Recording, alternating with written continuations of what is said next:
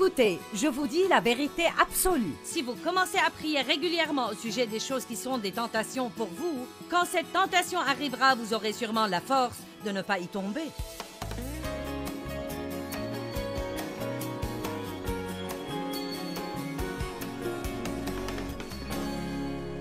Qu'est-ce qui vous rend reconnaissant?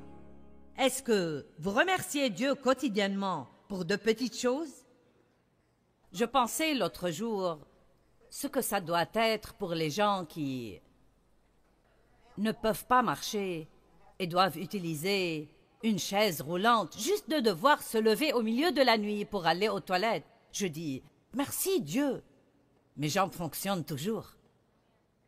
Merci Dieu, je peux voir et entendre et je peux encore travailler. Et merci Dieu, ma vie porte de bons fruits. Il y a tant de choses pour lesquelles il faut être reconnaissant. Et plus nous sommes reconnaissants, plus nous sommes heureux et plus le diable est furieux. Soyez reconnaissants et dites-le. Dites-le. Cela doit faire partie de chaque journée. Chaque matin, nous devons nous consacrer à Dieu. Regardons le psaume 25:1. Il parle de se reconsacrer à Dieu. Nous devons le faire chaque jour. À toi, Éternel, je présente ma vie. Simple et direct. Je prends ce psaume et le lis très fréquemment. J'aime le psaume 25:1. À toi, Éternel, je présente ma vie. C'est une chose formidable à faire. Asseyez-vous simplement ou restez debout et juste levez vos mains et dites « Dieu, me voici, je suis à toi. » Utilise ma bouche. Utilise mes pensées. Utilise mes mains. Utilise mes pieds. Utilise mes yeux. Utilise mes oreilles. Mes finances sont à toi. Je m'engage pour toi, Seigneur, et me consacre à toi. Nous passons trop de temps à vouloir dire à Dieu tout ce que nous voulons. J'aime ce que Paul a dit au sujet des chrétiens. Il disait qu'ils donnaient autant qu'ils pouvaient financièrement, mais ils se donnaient aussi eux-mêmes au Seigneur. C'est plus facile de donner votre argent que de vous donner. Ce matin, quand j'ai demandé à Dieu s'il y avait quelque chose à faire, j'y ai réfléchi 2 fois avant de le dire. Car si je n'aime pas ce qu'il dit, aujourd'hui, Dieu m'a dit, jouis de ta vie, oui. Qui sait ce que j'aurai demain? Est-ce que quelqu'un m'entend aujourd'hui? Louez Dieu! Et vous savez, maintenant je connais quelqu'un qui pense, eh bien, je n'ai pas le temps de faire tout cela. Bonne nuit. À quelle heure devrais-je me lever pour le faire? Vous savez, vous allez faire ce que vous voulez, quoi que je vous dise. Mais je vous dis que vous devez aller au lit le soir, comme ça vous pourrez vous lever le matin.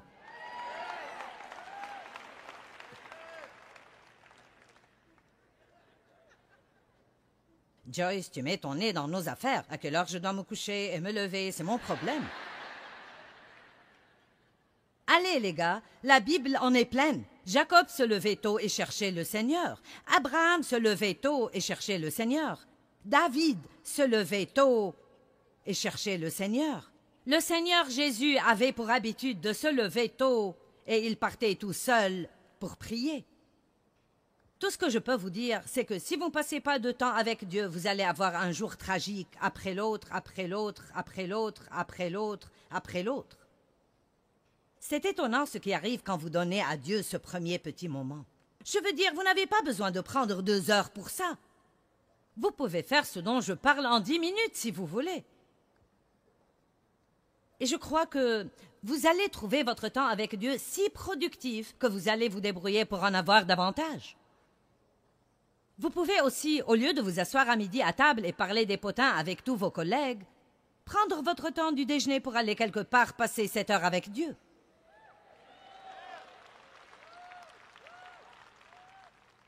Eh bien, mais je vais rater ce qui se passe au bureau. Mon mari est pendant des années se lever tôt pour partir avant les bouchons. Il a passé son temps de trajet comme temps de Bible, et puis au déjeuner, il sortait et marchait dans le voisinage tout en priant. Et c'était bien avant qu'il soit dans le ministère. Allons, beaucoup de choses que vous faites aujourd'hui sont liées aux portes qui vont s'ouvrir pour vous dans le futur. Commencez à vous montrer fidèles spirituellement aujourd'hui. Soyez vêtus spirituellement et cessez de courir partout nus dans le monde spirituel.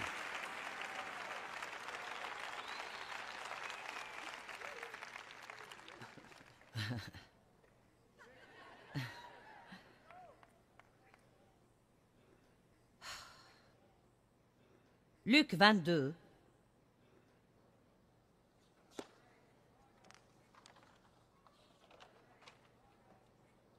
Verset 39. Luc 22, verset 39. Il sortit et se rendit comme de coutume. Comme de coutume. Si vous n'avez pas l'habitude de le faire, ça sera difficile au début. Mais si vous prenez l'habitude, ça sera facile de le faire. Il sortit et se rendit comme de coutume au mont des Oliviers, et ses disciples aussi le suivirent. Parvenu en ce lieu, il leur dit « Priez pour ne pas entrer en tentation ». Maintenant, c'est une chose très importante que je veux vous dire ce matin. Si nous sommes au moins un petit peu honnêtes avec nous-mêmes, nous connaissons nos faiblesses. N'attendez pas de vous trouver au milieu d'une situation tragique où vous allez une fois de plus céder à la tentation et puis prier pour vous sortir de là. Essayez de prier avant pour que quand la tentation ait lieu, vous n'y tombez pas.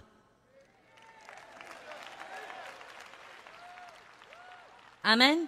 Priez avant que cela n'arrive. C'était ce que Jésus essayait de faire aux disciples. Priez pour que vous ne tombiez pas en tentation. Il savait qu'il se préparait à entrer dans des temps très difficiles. Et il pense, en gros, je suis sûr que vous n'êtes pas aussi fort que vous pensez être. Et il faut que vous priez. Vous allez avoir besoin de l'aide de Dieu dans à peu près 2 heures. Et la Bible dit qu'il dormait pendant qu'il priait. Il était capable de persévérer et faire la volonté de Dieu. Sous cette oppression, il suppliait Dieu et cependant il était capable de faire ce que Dieu lui demandait. Pierre a renié le Christ 3 fois. Amen.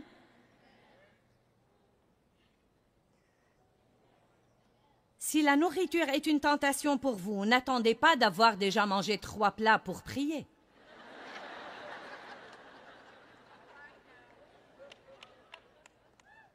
Priez à ce sujet tout le temps. Priez pour ça tous les matins. Dieu, tu dois m'aider pour ça. C'est ridicule pour moi de laisser la nourriture être mon patron. Je prie Dieu pour avoir la force, quand je m'assois pour manger, de ne manger qu'une quantité raisonnable de nourriture. Et quand j'ai fini, j'ai fini. Je ne veux pas laisser une tarte me mener par le bout du nez. Je ne vais pas laisser un cookie être mon patron. La puissance du Saint-Esprit demeure en moi. Allons. Quelle qu'elle soit, connaissez vos faiblesses. Je prie tous les jours pour ma bouche. Chaque jour. Dieu met une garde sur ma bouche de peur que je ne pêche contre toi avec ma langue. Que les paroles de ma bouche et les méditations de mon cœur plaisent au Seigneur. Je ne dis pas plein de choses mauvaises et méchantes, mais je sais que ça peut être un domaine de faiblesse parce que je vais trop vite.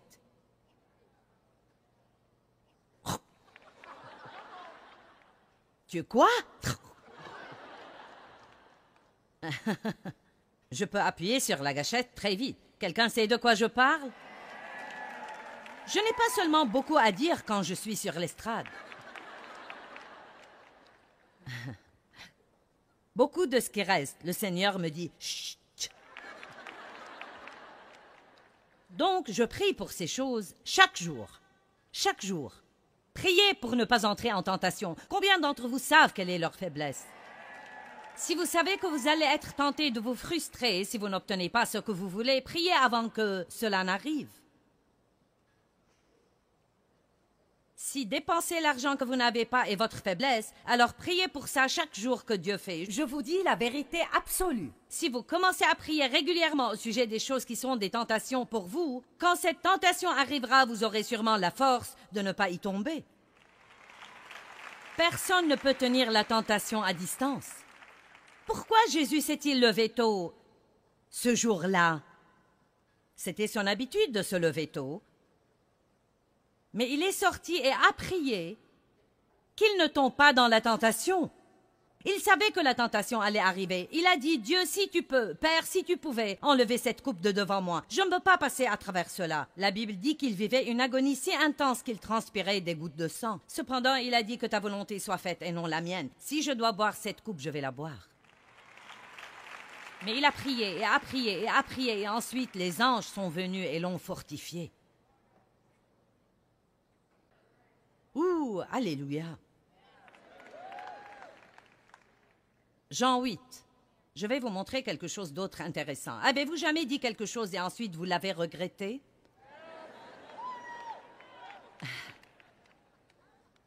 Ok, regardez Jean 8. Quant à Jésus, il alla au mont des Oliviers. Mais dès l'aurore, à nouveau,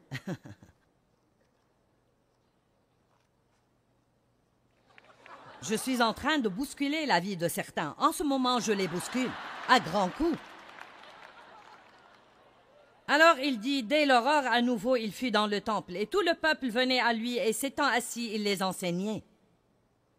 Or les scribes et les pharisiens amenèrent une femme surprise en adultère et la plaçant au milieu. Maître, dirent-ils, cette femme a été surprise en flagrant délit d'adultère. Or, dans la loi, Moïse nous a prescrit de lapider ces femmes-là. Toi donc, que dis-tu? Quelle est ta sentence?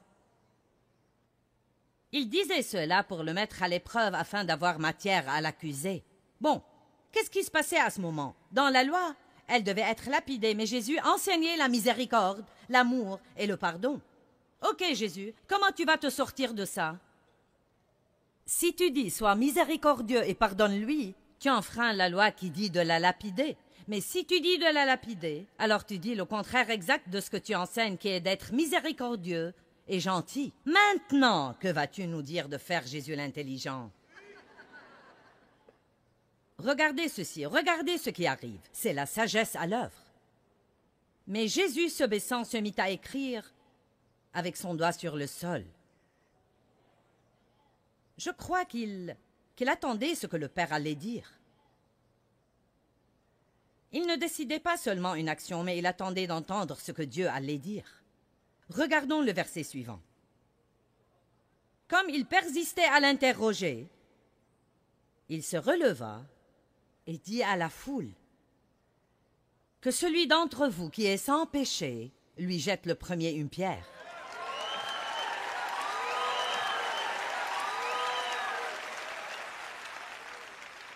Donc, juste là, il a accompli la loi et a gardé son enseignement. Je ne crois pas qu'il aurait eu cette réponse s'il ne s'était pas levé tôt et n'était pas monté au mont des Oliviers. C'est ce que je crois. Moi, je prends beaucoup de décisions au cours de la journée. Quand vous êtes à la télé, comme je le suis un peu partout, vous allez quelque part et quelqu'un vous reconnaît, et vous savez, ceux qui viennent me parler sont moins nombreux que tous ceux qui ne le font pas. Je veux dire, j'ai envie de faire ça, mais je dois bien me comporter. Et ce n'est pas que je ne veux pas, mais ma vie ne peut pas être négligée. Je dois vivre la vie que j'enseigne aux autres de vivre. Et je ne sais pas le faire si je ne passe pas du temps avec Dieu. Vraiment, je ne sais pas le faire si je ne passe pas du temps avec Dieu. J'ai peur de moi-même. Et je pense que vous le devriez aussi. Je pense qu'il faut que nous ayons peur de nous-mêmes. Mais nous avons besoin de sagesse. Levez-vous tôt et faites le travail difficile. Débarrassez-vous de ce travail en premier. Ne laissez pas certaines tâches que vous avez à faire vous menacer tout le jour et vous effrayer. Différentes personnes n'aiment pas faire différentes choses. Si vous détestez aller au supermarché, habillez-vous, allez-y et ramenez les courses à la maison et surmontez ça. Soumettez les courses. Amen. David s'est levé tôt, le jour où il a tué Goliath. Vous n'allez pas pouvoir tuer vos géants en étant allongé dans votre lit. Oh, bonjour. Je ne peux pas m'en empêcher, je ne suis pas matinale. Bon, vous savez, quand vous vous levez, c'est votre matin. Si vous dormez jusqu'à 10 heures, c'est votre matin, mais vous avez quand même besoin Quelle que soit l'heure, vous avez besoin de commencer votre journée avec Dieu. Et vous devez faire certaines choses intentionnellement. Vous devez prendre une décision. C'est la journée que le Seigneur a faite. Je vais aimer cette journée. Faites une annonce au diable qui est celui qui vole la joie. Je vais me réjouir de cette journée. Je revais ma justice. Je sais qui je suis en Christ. J'enfile ma paix. Jésus m'a donné la paix. Je ne vais pas m'énerver aujourd'hui si je n'obtiens rien de ce que je veux. Je vais utiliser l'épée de l'esprit. Je vais proclamer la parole de ma bouche. Je vais élever le bouclier de la foi. Je vais enfiler le casque du salut. Je vais revêtir l'amour. Je vais revêtir la miséricorde. Ça ne prend pas beaucoup de temps. Vous êtes comme prêts pour la journée. C'est comme... Vous vous levez tôt, vous recherchez Dieu parce qu'il est votre manne. Les Israélites se levaient tôt et ramassaient la manne. Cette chose tombait tôt et il ne fallait pas attendre que ça fonde parce que vous n'auriez rien eu avant le jour suivant. Ils se levaient et prenaient leur jarre et sortaient et la ramassaient tôt. Jésus est le pain de vie dont nous avons besoin.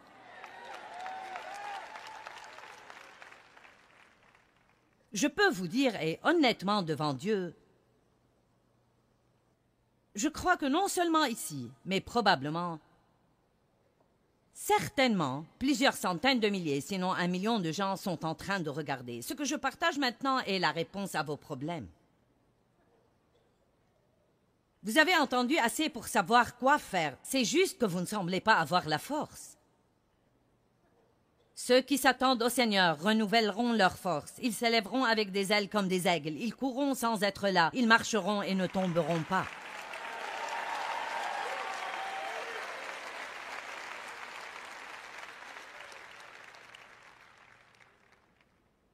Affronter les choses difficiles à faire le matin. Abraham se levait tôt, le matin où Dieu lui a dit d'aller sacrifier son fils unique. J'aurais préféré dormir ce jour-là. Mais non, la Bible dit qu'il s'est levé tôt. Si cette question de matin n'était pas importante, si se mettre en accord avec Dieu, avant tout quand vous vous levez, et quelle que soit l'heure, si ce n'était pas important, alors ça ne serait pas dit dans la Bible. Préparez vos pensées chaque matin. N'oubliez pas ce que je me prépare à dire ici à ce moment. Ayez un entretien avec vous-même chaque matin. Donc, ayez une conversation avec vous-même. Colossiens 3, 1 à 3. Préparez vos pensées et gardez-les préparées. 1 Pierre 4, 1 dit « Vous aussi armez-vous de cette même pensée. Même si vous avez à souffrir pour plaire à Dieu, vous allez le faire. » Il dit « Armez-vous avec ce type de pensée. » Pensez à l'avance. Peu importe ce que j'aurai à faire pour plaire à Dieu, je le ferai. Même si je dois faire un sacrifice, je vais vivre pour plaire à Dieu. Je vais être un artisan de paix et un pacificateur. Je vais être adaptable. Si je n'obtiens pas ce que je veux, je vais m'adapter et être content. Vous avez tous l'air étonnés comme une poule qui a trouvé un couteau. Et extrêmement important, Galates 6:10. Veillez à être une bénédiction. Passez un peu de temps chaque jour à réfléchir à quelque chose que vous pouvez faire pour quelqu'un d'autre et faites-le sans tarder. Dites quelque chose de positif aux gens que vous rencontrez. Trouvez quelque chose de gentil à dire à chacun. Nous pensons parfois « Oh, c'est un joli ensemble » ou « Ses cheveux sont jolis ». Pourquoi ne pas ouvrir notre bouche et le dire? Dites-le. Ce que vous pensez ne bénit personne. Dites-le. Plus vous complimentez les autres, mieux vous vous sentez. Préparez vos pensées à complimenter la personne avec laquelle vous êtes marié au moins 5 fois aujourd'hui. Un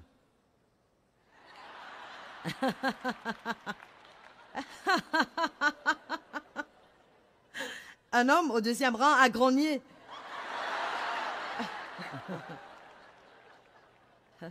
Votre mariage pourrait être sauvé si vous faites cela. Et les gens ne vont pas uniquement répondre positivement à ce que vous leur dites, mais ils vont aussi commencer à vouloir vous rendre heureux. Vous ne pouvez pas juste vous plaindre de ce que vous n'aimez pas. Y a-t-il quelqu'un ici? Vous savez, je ne vis plus sur des caprices et des sensations. J'ai orienté mes pensées dans un certain sens. J'ai orienté mes pensées. Je vais me réjouir de ma vie et je vais être paisible. Je ne vivrai pas dans l'esclavage. Et si quelqu'un sera libre, ce sera moi.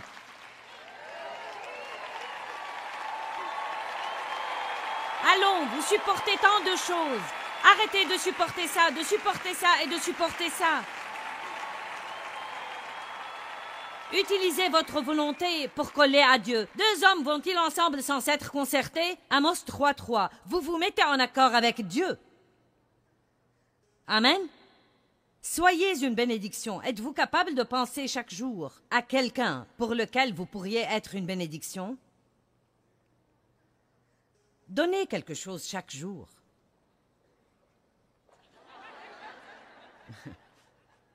Tout ce que vous avez à faire, c'est de marcher dans votre maison. Vous avez tant de choses dont vous ne savez que faire avec.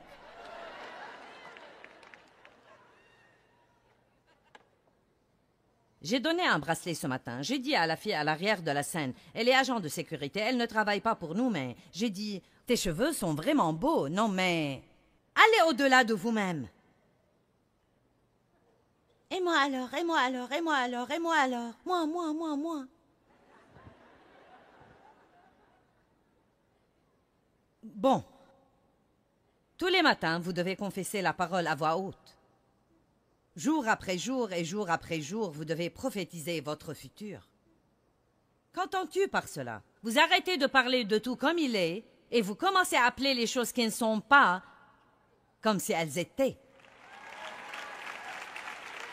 Si vous ne dormez pas bien, ne dites pas 6 fois chaque jour « je ne dors pas bien ». Oh là là, je ne dors pas bien, j'ai du mal à dormir. Oh, je ne dors pas bien. Maintenant, j'ai besoin de dormir. J'ai des insomnies.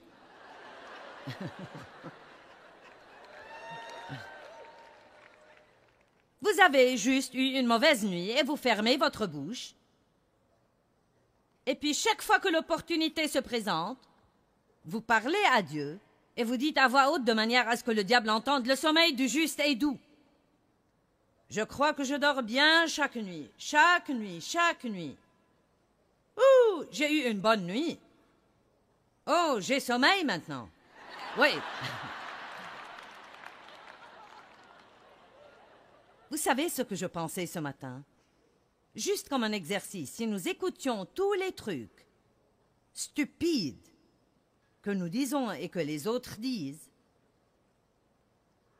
remercions Dieu pour sa miséricorde. Amen.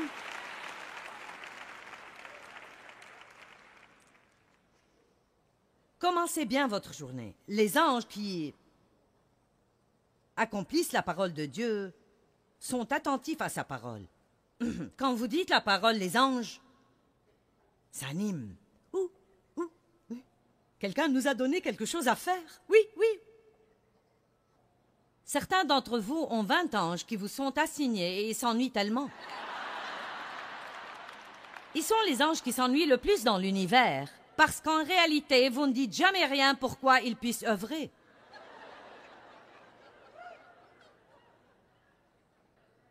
Tous les jours, je dis que je m'attends à ce que quelque chose de bon m'arrive aujourd'hui. Je m'attends à de bonnes nouvelles. J'ai eu les mauvaises nouvelles que je veux dans ma vie. Je me souviens quand le téléphone sonnait. Oh, mon Dieu. J'avais peur des mauvaises nouvelles. Et même si j'en reçois maintenant, je suis prête, car je me suis préparée et je peux faire toutes choses par Christ qui me fortifie. Maintenant, ceci est pour les fainéants qui appuient sur le bouton snooze du réveil 12 fois.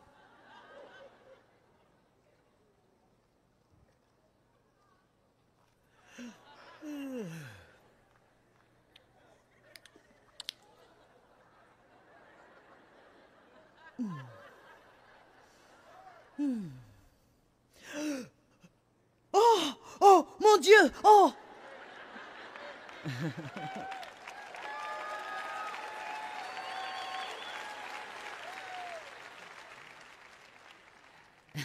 Quand vous me voyez ici le matin, j'ai déjà passé 3 heures avec Dieu et soyez contents que je l'ai fait.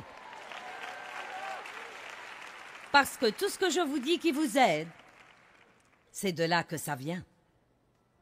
Et vous savez, ce n'est pas le fait d'être resté 3 heures à discuter avec Dieu. La moitié du temps, je ne sens pas sa présence ni n'entends quelque chose. L'important, c'est que quand vous rendez à Dieu l'honneur de lui donner le temps, alors vous allez le voir se manifester dans votre vie. Je veux vous encourager à commencer chaque jour à parler à Dieu et chercher sa volonté pour votre vie, et ne pas laisser cela devenir quelque chose d'insurmontable. Vous savez, nous pensons à la prière parfois comme « Oh, c'est comme ce gros truc ». Vous savez, c'est parler à Dieu. C'est simplement partager avec lui votre cœur. « Merci Seigneur, je t'aime. Merci pour cette journée. Je crois que tu vas me garder. Montre-moi ta volonté. » Essayez de donner à Dieu vos premiers instants du jour. Et je vous promets que ça va faire une énorme différence dans votre journée entière.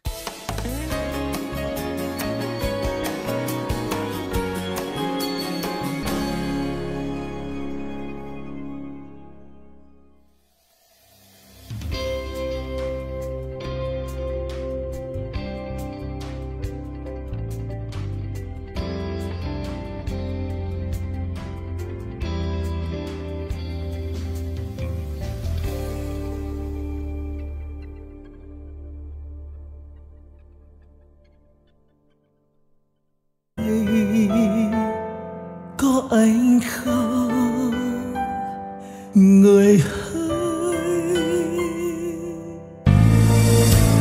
bao đắm say ta có bên người còn đâu, làn tuyết trắng mùa đông khóc nhau, nhìn từng con phố ngày xưa vắng lặng, tuyết trắng buồn sẽ có quay. Ngày xưa ấy một lần lầm lỡ, thế nhưng lại đau vì ta mất nhau. Người không thứ tha đời ta ngỡ ngàng, để cho thương nhớ về trong lỡ ngày ta xa một ngày mùa đông, tuyết rơi lạnh cóng, xót xa hoài mong. Bóng tuyết rơi một đời tạ tới, đóng băng